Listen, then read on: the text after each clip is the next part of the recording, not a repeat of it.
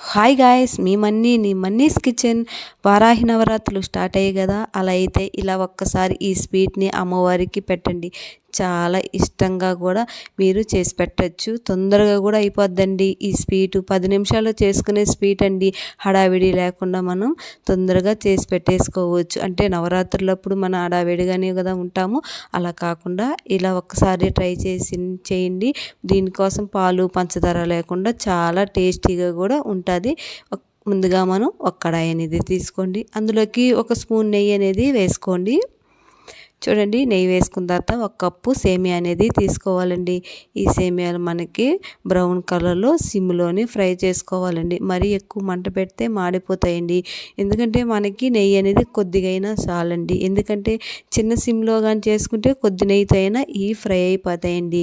మనం ఎక్కువ మంట పెట్టామంటే మనకి ఎక్కువ నెయ్యి అనేది అవసరపడుతుంది. అందుకని చిన్న మంటతోనే మనం బ్రౌన్ కలర్లో వచ్చేటట్టుగా ఏగిపోవాలండి. ఇవి బాగా ఏగితేనే మనకి ఈ స్వీట్ అనేది చాలా టేస్టీగా కూడా ఉంటుంది. చూడండి, నేను 2 స్పూన్లు అనేది మనం శనగపిండి అనేది తీసుకున్నానండి. ఈ శనగపిండి వేయడం వల్ల చాలా టేస్ట్ అనేది వస్తుందండి. ఎందుకంటే మనం పాలు అనేది వాడటం లేదు కదా, అందువల్ల పాలు అంత రుచి ఉంటుందండి. చాలా టేస్టీ ఉంటుంది. ఒకసారి ఇలా ట్రై చేయండి, మీకే అర్థమవుతుంది. చూడండి, దీన్ని కూడా మనం బాగా ఫ్రై చేసుకోవాలండి. శనగపిండిని ఈ సేమియాలో వేసుకొని ఫ్రై చేస్తే ఇది కూడా ఫ్రై అయిపోద్దండి. మనం విడిగా వేయించుకొని అవసరం లేదండి. శనగపిండిని దాంట్లోనే మనం సిమ్లోనే మనం కింద అంటుకోకుండా మాడిపోకుండా సన్న మంట మీద పెట్టుకొని ఫ్రై చేసుకోవాలండి.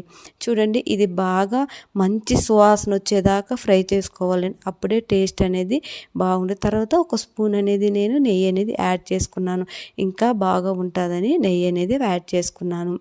మీరు ఆ స్పూన్తోనైనా ఆపేయవచ్చు, కాకపోతే ఇంకొక స్పూన్ అనేది వేసుకుంటే ఇంకా టేస్ట్ అనేది ఉంటుంది. చూడండి, 2 బాగా ఫ్రై అయిపోయి మంచి వాసన వస్తాయండి.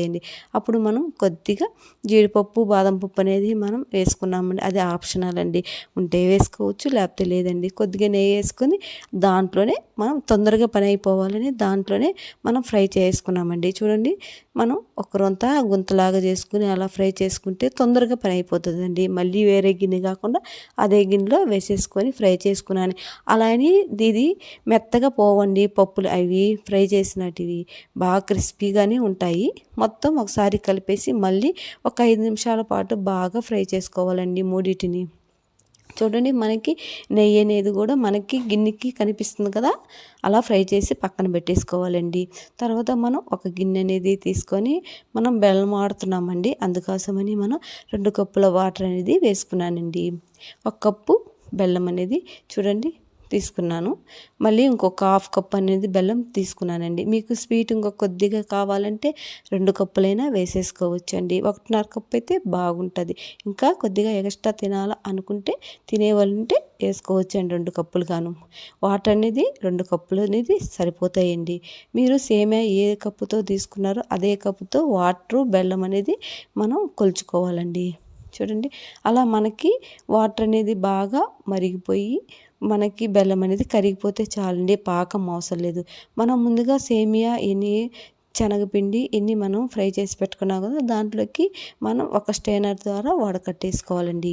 ఎందుకంటే ఇసుక రాళ్ళు అనేది ఉంటాయి కదా, అందుకని వాటిని బాగా మిక్స్ చేసుకో. అంతేనండి, ఇది ఎంత ఒక 10 నిమిషాల్లో రెడీ అయిపోద్దండి. పెద్ద లేట్ అనేది ఉండదండి.